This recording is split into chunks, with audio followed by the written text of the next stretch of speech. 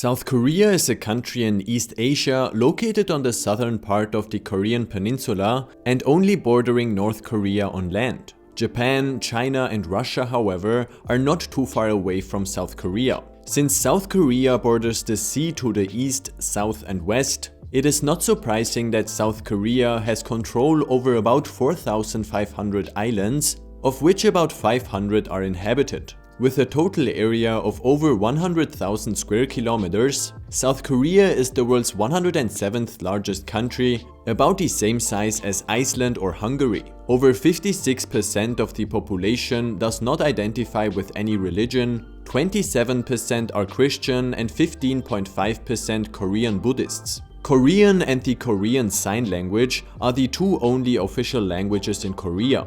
South Korea's largest cities are the capital Seoul, which is home to about 10 million people, followed by Busan in the country's south, Incheon and Daegu. In total, there are a bit over 51 million people living in South Korea, which makes South Korea one of the world's most densely populated countries. In fact, South Korea's population density is more than 10 times the global average. South Korea is also very urbanized, as around half of the population lives in the metropolitan area of Seoul. The city of Seoul is the city with the fourth largest economic output of all cities, behind Tokyo ranking first, followed by New York and Los Angeles. South Korea is known for its extreme economic development, for Samsung, Hyundai and LG, for K-pop, its esports industry, for its fast internet, Buddhist temples and delicious cuisine, as well as for its cosmetic and plastic surgery industry and high level of security. South Korea is the world leader in internet connectivity, but as we will find out soon, South Korea has much more than that to offer.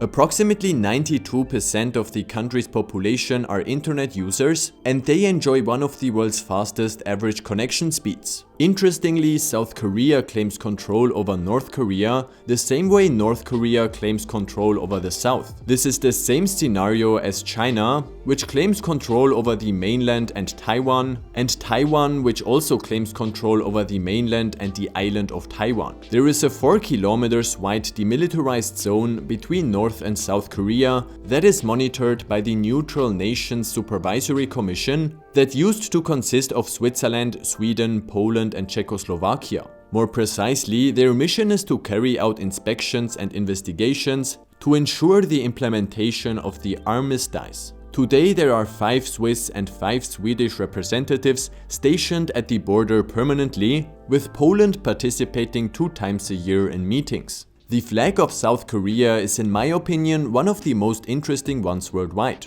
The South Korean flag's background is white, which represents peace and purity. The circle in the flag's center represents balance in the universe. The red half represents the positive cosmic forces, whereas the blue half represents the opposing negative cosmic forces. Together, the 4 trigrams represent movement and harmony as fundamental principles. This trigram stands for the sky and justice, this one for fire and fruition, this one for water and wisdom, and the last trigram for earth and vitality. South Korea's national flower is the Korean rose, the national animal is the Siberian tiger, and the national bird is the Korean magpie. The official currency of South Korea is the Korean Republic Won. In spite of the fact that South Korea is a very small country in terms of area, South Korea has the world's 10th largest economy. It has a high-income economy and an economy that is very diverse. The country's national economy benefits from a highly skilled workforce and is among the most educated countries in the world. In fact, South Korea ranks 9th worldwide in the International PISA ranking for education, just a bit ahead of China and following Finland. South Korea's economy was one of the world's fastest growing from the early 1960s to late 1990s,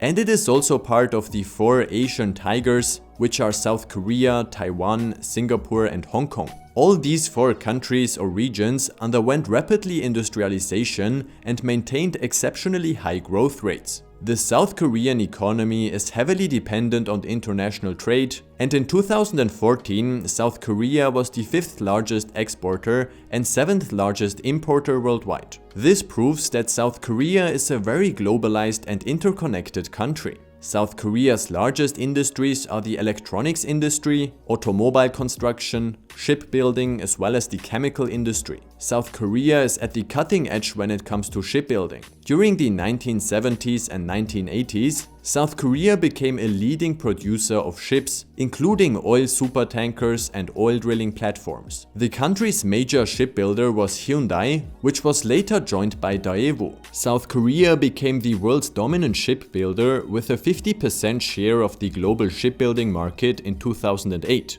So therefore it is not surprising that the main export goods are electronical circuits, machinery and vehicles. Tourism is another important industry. In 2016, 17 million foreign tourists visited South Korea, with rising numbers of tourists from countries outside of Asia. Many tourists come from China, followed by tourists from Japan, Taiwan and the USA. South Korea's main export partners are China, the USA and Vietnam, whereas its main import partners are China, the USA and Japan. Later in this video there will be an interview with Megan, who moved from the US to South Korea. Megan lived in 10 different countries and runs a YouTube channel that focuses on helping others travel and live around the world. She will provide useful information to anyone who is interested in moving to South Korea. If you have an idea which country I should cover next, please let me know down in the comments. This video is part of a video series that covers informative facts and the migration procedure of many countries around the globe. I've created a dedicated video for many countries worldwide. You can find the playlist linked in the video description below. But let's return to South Korea. What are the main upsides of moving to South Korea and what needs to be considered? As of the 2019 UN report, South Korea ranks 46th among the countries with the largest foreign-born population. About 1.16 million people living in South Korea were not born there, but moved to this country during their lifetime. Over 1 million of them are Chinese, followed by Vietnamese, Thai and US Americans. As in South Korea's eastern neighbor Japan, South Korea is one of the most ethnically homogeneous countries in the world. Over 95% of the population are ethnic Koreans. And again, just like in Japan, South Korea has among the world's oldest population. Combined with a relatively restrictive immigration policy, this poses a risk to the economy and therefore the well-being of all residents. But we will look at this in more detail soon. But what are the main upsides of moving to South Korea? Let us begin with the fact that South Korea's cities are highly developed, globalized and futuristic. As the capital city, Seoul is one of the world's largest metropolitan areas and by far the largest one in South Korea. It also is the country's economic and cultural center, with many international companies headquartered there. Seoul is home to South Korea's tallest building, named Lotte World Tower, which is more than 555 meters tall and is the world's 5th tallest building. Yeah, that's right, it is the world's 5th tallest building and 555 meters tall. There are plenty of job opportunities in South Korea, and moving to South Korea would probably be great to boost one's career. However, companies need to prove that they first have made any position available to local candidates before they bring in personnel from abroad. South Korean nature is yet another upside of this country. 70% of South Korean's terrain is mountainous, which means that most of South Korea is not arable. Lowlands, located primarily in the west and southeast, make up only 30% of the total land area. About 2/3 of the country are forested. Large mammals such as tigers, leopards and bears were once common throughout the whole Korean peninsula. However, due to deforestation and poaching, they are threatened or even went extinct. Lynx and Bengal cats live in the forests, and there are seals on the coast. Notable species of birds are the mandarin duck, the white-bellied woodpecker, and the red-crowned crane. Thousands of islands lie off the western and southern coast of South Korea, even though they are mostly small and uninhabited. South Korea's highest point is the Hallasan, which is the cone of a volcanic formation with a height of 1,950 meters above sea level. There are 22 national parks in South Korea that cover a total of 6.6% of the country's area. Depending on the location, South Korea has a humid continental or a humid subtropical climate. Winters can be extremely cold, with the minimum temperature dropping below -20 degrees Celsius in the inland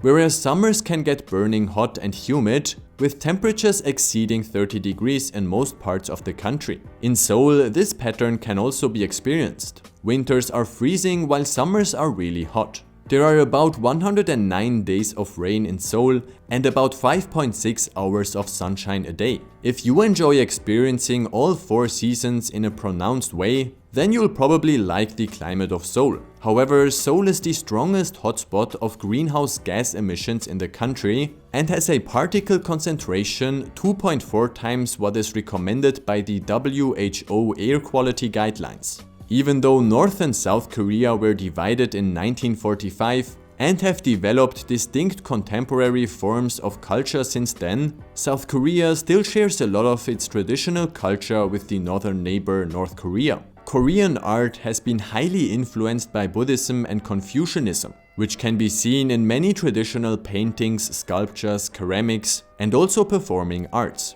Korean cuisine has evolved through centuries of social and political change, and ingredients and dishes vary by province. Generally speaking, Korean cuisine is based on rice, noodles, tofu, vegetables and fish. Banghan, kimchi, bulgogi, and kimbap are popular dishes waiting for you to taste. Korean cuisine usually involves heavy seasoning with sesame oil, doenjang, which is a type of fermented soybean paste, soy sauce, salt, garlic and ginger. South Korea is unique among East Asian countries in its use of metal chopsticks instead of wooden ones. Football and baseball have traditionally been regarded as the most popular sports in South Korea. Taekwondo, a Korean martial art, became an Olympic sport in the year of 2000. Another upside is the high level of security. As of the Numbeo Security Index, South Korea ranks 24th worldwide, ahead of countries like Germany, the UK, the US, Australia or New Zealand.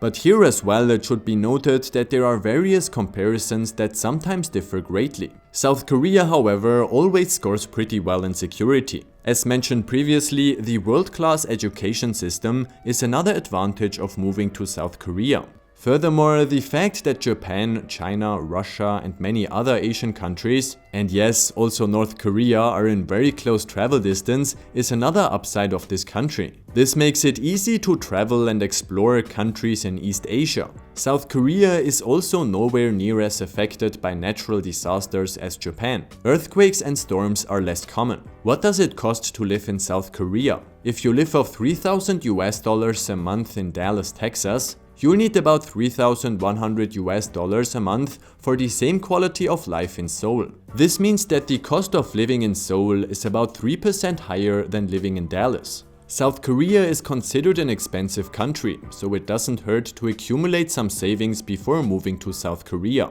But in spite of all these upsides, there are also some drawbacks that you need to consider when moving to South Korea. As mentioned previously, pollution is a problem that you will face in South Korea's cities. Expats report that they have a hard time finding friends and socializing in South Korea. So to generalize, people probably are a bit more reserved than, let's say, the US Americans or South Europeans. Furthermore, South Korea's population is aging quickly, which could slow down the economic development. In fact, South Korea even outperforms Japan in terms of how quickly the population ages. On average, women have their first child at 31. If current trends are not reversed, there is a risk of the median age increasing to around 54 by 2050 and the population declining already in the 2020s. South Korea would thus be the oldest population in the world, which comes with some more pressure on the social systems, weakens the economy and thus have a negative impact on people's well-being. Another thing to consider is the fact that South Korea, which is a nuclear power, is located not further than 50 kilometers from Seoul. You are probably watching from the US or Europe, so therefore another downside is the fact that South Korea is located quite a distance away. Keeping in touch with family and friends will not be that easy. Surprisingly, alcohol is quite popular in South Korea. Alcohol is inexpensive and South Korea ranks second among all countries in Asia by alcohol consumption per capita, following Laos. Let's continue with interviewing Megan. Megan, when did you move to South Korea and which city did you move to? I came on tourist visa March 12th this year. The visa only lasts for 3 months. I was told that you can extend tourist visas, so I was planning to extend tourist visas, my tourist visa, but I went to immigration and they actually denied. They no longer allow to extend tourist visas, and about the same time I actually got an infection, and so I actually had to come back to America. I did not have a choice.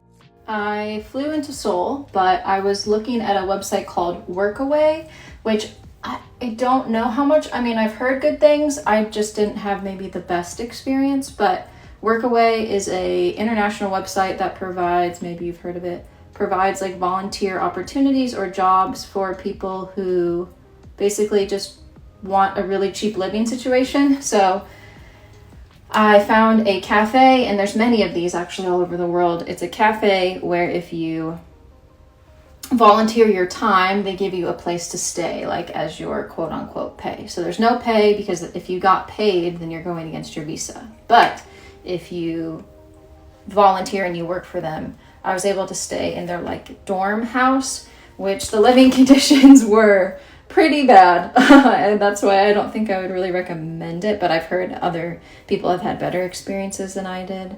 So I was living in Busan, which is the second largest city to Seoul. I lived in Seoul and Busan, but I originally moved to Busan to work at this cafe. I worked for a month, which was like the minimum amount of time that you could work at the cafe. And then after that, I wanted to explore Seoul, so I went to Seoul for a month.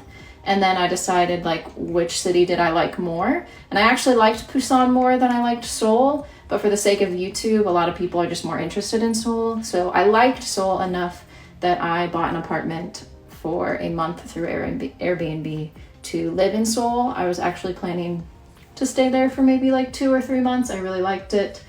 But yeah, obviously I had to come home. But Busan is probably still my favorite in comparison to Seoul. Why did you choose South Korea and not another country in East Asia? I was a missionary in China, and I really loved China. I studied abroad in London. I've been to Spain, Austria, Italy. I've been to many countries. I'm very thankful. But South Korea, when I was living in China, there was a cafe that was run actually by Koreans who were also missionaries. And I just really enjoyed talking to them. They're really kind. And then my friend is really interested in K-pop, and so she was like introducing me to South Korean stuff as I'm meeting these Korean people for the first time. Or I mean, this was the first time I had met someone that was Korean.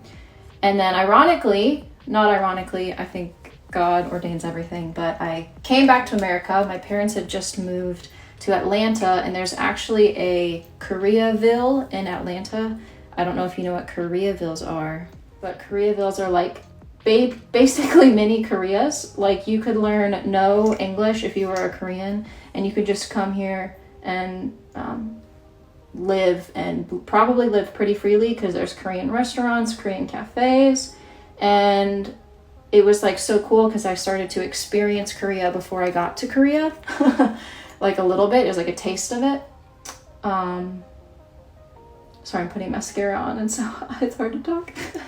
But it was I love spicy food from living in China, so I really liked the Korean spices as I was trying them. I ended up looking online for a job, and the closest job to me that would pay the most was working at a Korean barbecue. And so all of a sudden I have all this like Korean-ness all around me. And I have friends who really like Korean dramas, and a Korean kid was in my acting class. And so I was like, you know what?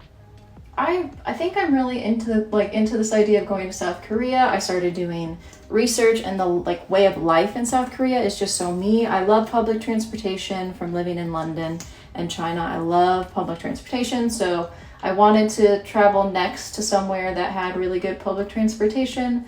And then I also just was liking the food. They're very meat culture. Like they just eat meat a lot. Like Korean barbecue is just a ton of meat. And in China, they're very like more vegetable. They just lean towards like more veggies, less meat. Meat is too expensive. Korean leans towards lots of meat, well, specifically pork. And I just really liked that. So basically I fell in love with the culture and cuisine. But also I just chose South Korea over other places because I saw it was very modern and it's like growing quickly. They're very technology advanced. I was interested in like their skincare, and so I knew that they were very far advanced in the skincare realm as well. And there's just a lot that you can do in a short area. I especially love cafes. I go to cafes all the time, and I just like edit or I just sit and read in cafes here in America. And when I heard they have cafe culture, I was like, sign me up. And there are cafes everywhere in South Korea, and so I really wanted to go experience that for myself. What do you enjoy most about your life in South Korea? I think I explained maybe this one a little bit, but I really, really loved the cafe culture. I love the food. I love the clean transportation that's just so accessible everywhere. Like you can get from the top to the bottom of the country completely via public transportation for so cheap, which is like a huge reason why I started making a travel series on my channel, was just explaining like the different, like you can take the bus, you can fly. And that's why I started the travel series, is like comparing the different ones. I didn't realize how easy it was until I got here. So that was really wonderful. Convenience, it's very convenient to live there. Everything is within walking distance. Like no matter where you live, there's going to be a quick walk and you can get to a convenience store, and everything that you would need is like available. It's like a baby, small, like it's like a grocery convenience stores or like grocery stores, but they also have like necessities. Like if you need like a charger, they have really everything at convenience stores. And you can even eat like a nice meal out of a convenience store. So very convenient. What do you miss most about your life in the US? I would say that the most difficult part, or like the thing I missed the most about America, even though I really didn't miss it a lot, is any country has the challenge of you don't feel comfortable. Like you just can't feel completely comfortable. And in America, I usually will go out to eat by myself, or I'll go to a cafe by myself. Korea is very much known for their couple culture and their dating culture. And so everybody, like everyone is in couples. And if you're not in a couple, you're with a small group of the same gender friends. So you just don't go places by yourself. Even restaurants sometimes will require that you have two people, or if you're by yourself, they require you to buy the 2-person portion. So it's always in twos, and you almost feel self-conscious to go places by yourself. I mean, like you feel kind of uncomfortable, or like, should I be going here? Is it okay I'm by myself? Whereas in America, I never thought that. I enjoyed going to the movies by myself. I enjoyed going out to eat by myself. And that is just not something that you see here at all. This is like something I did not miss at all about America, is traffic and dealing with traffic. In Korea, you can take the subway and basically you have to deal with the traffic area hours when there's a ton of people, but you don't have to worry about being late because of traffic. In America, everything is so spread out. There's accidents happening all the time. It's like a constant annoyance. Whereas in Korea, traffic is very bad, but there's like a way around it. Whereas here, I can't walk places. It's just too far. And you become way more healthy in Korea because you have to walk, so you're getting more exercise. Whereas in America, you just sit in your car and then you go to the place you want to go and you eat and then you get back in your car and you sit. It's no wonder that we are so obese here in America. Are you learning South Korean, and if so, how is it going? I am learning Korean. I've taken a class online. I've used apps. I made a video about learning Korean. I had a personal tutor in Korea. The Hangul, which is like the alphabet of Korean, is very easy to learn. You can learn it quite quickly. I learned it in a day. And as soon as you learn that, you're able to read more. Like you can read out signs if you pronounce them slowly. So that is wonderful. So like the reading portion, I think is like a level 1, very easy. Pronunciation, probably level 2, a little difficult. There's a few tricks, but it's really not that bad overall, I think. Once you learn rules, the rules are pretty consistent and usually stay the same. Obviously, there's exceptions and that gets difficult, but overall, not too difficult. Korean grammar, on the other hand, that is a level 12. It is so difficult. They have different like levels of their language. So they have like the casual talk when you're talking to a friend, and so you'll talk this way. But then if you talk really formally, like you're talking to someone of authority, you talk a different way. And then if you're speaking in like a newscast, or you're speaking like formally presenting, that's a different way. And it's all different endings that you put onto words. So you have to memorize those. But then there's like all these particles that mark different parts of the sentence, and you have to learn them in school, but then you don't really end up using them in conversation. So it gets so challenging to learn so much, and then you can't even like practice it or listen to other people practice it because they don't use the rules in talking. So it's like, why are the rules there in the first place? I don't know. But yeah, the grammar is it's definitely the hardest to learn, and it's one of the hardest languages to learn grammar wise, like overall as a whole.